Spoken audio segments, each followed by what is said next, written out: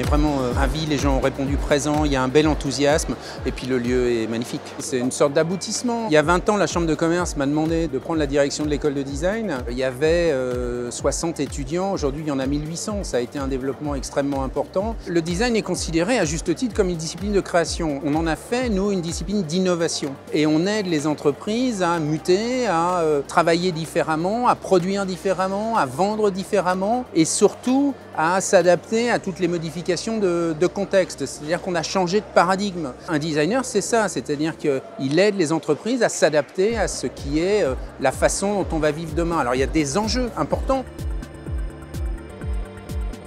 Naturellement, le design s'invite partout maintenant, que ce soit dans les vêtements, dans les bâtiments, dans les mobiliers, dans les services. Le design s'instille partout, donc c'est naturel pour une chambre de commerce et d'industrie que de faire fonctionner l'un de ses pôles majeurs, la formation. Et la formation, eh bien, il faut pour ça donner des écrins et donner des impulsions très fortes. Aujourd'hui, l'école est à Montréal, l'école est en Inde, l'école est en Chine, l'école est en Afrique.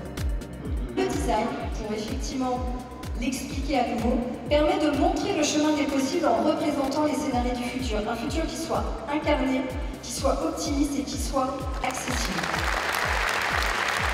Le design doit vraiment être au départ de la chaîne de valeur et de réflexion et en l'état sert tout type d'organisation, qu'elle soit publique ou qu'elle soit privée. Ça veut dire qu'on peut pénétrer tout type d'entreprise et donc par là même, effectivement, notre volonté, notre ambition, c'est d'irriguer tous les territoires. Alors bien sûr, on va aller à l'international et on a besoin de cet interculturel pour former nos étudiants, pour les former à un plus grand humanisme, mais pour qu'ensuite, ils puissent irriguer dans des territoires qui sont locaux. Donc on est bien dans ce travail et dans le devoir même d'une chambre de commerce et d'industrie, ce qu'elle fait à travers ses écoles supérieures. Et donc sur ce territoire de la Loire-Atlantique, l'école de design sert complètement ce projet territorial également.